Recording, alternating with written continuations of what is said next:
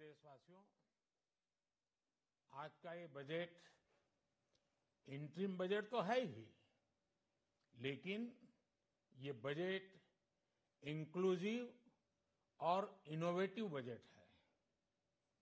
इस बजट में कंटिन्यूटी का कॉन्फिडेंस है। ये बजट विकसित भारत के 4 स्तंभ युवा, गरीब, महिला और किसान सभी को एम्पावर करेगा। निर्मला जी का ये बजट देश के भविष्य के निर्माण का बजट है। इस बजट में 2047 के विकसित भारत की नींव को मजबूत करने की गारंटी है। मैं निर्मला जी और उनकी टीम को बहुत बहुत बधाई देता हूं। साथियों, इस बजट में युवा भारत की युवा आकांक्षाओं का, भारत की यंग एस्पिरेशंस का प्रतिबिंब है। बजट में 2 महत्वपूर्ण निर्णय लिए गए हैं। रिसर्च और इनोवेशन पर 1 लाख करोड़ रुपए का फंड बनाने की घोषणा की गई है। बजट में स्टार्टअप्स को मिलने वाली टैक्स छूट के विस्तार का भी ऐलान किया गया है।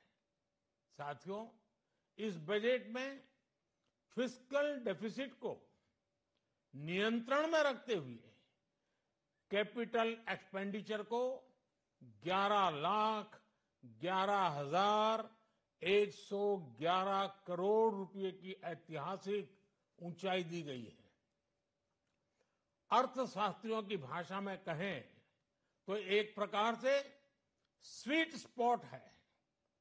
इससे भारत में 21वीं सदी के आधुनिक इंफ्रास्ट्रक्चर के निर्माण के साथ ही युवाओं के लिए अनगिनत रोजगार के नए अवसर तैयार होंगे।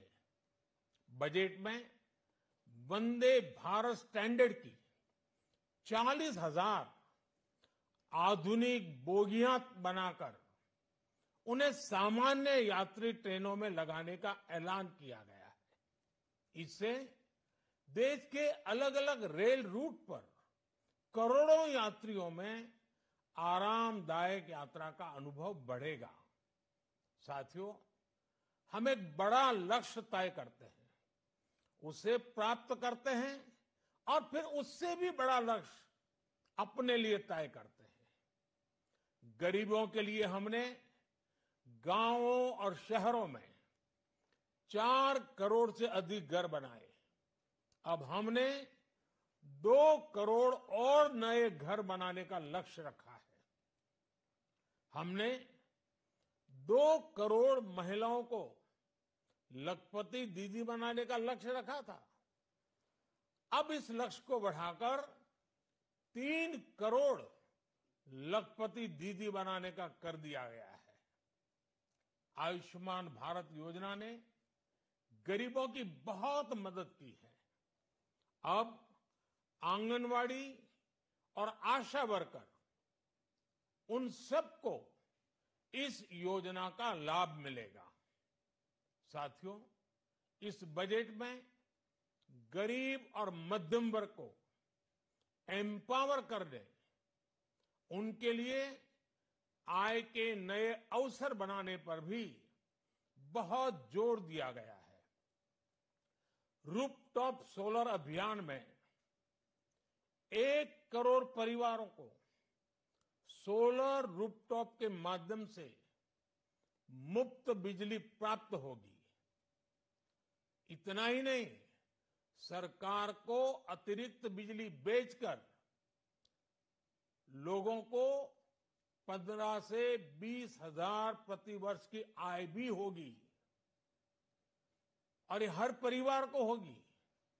साथियों, आज जिस इनकम टैक्स रेमिशन स्कीम की घोषणा की गई है, उससे मध्यम वर्ग के करीब 1 करोड़ लोगों को बड़ी राहत मिलेगी। पिछली सरकारों ने सामान्य मानवी के सिर पर दशकों से ये बहुत बड़ी तलवार लटका कर रखी थी।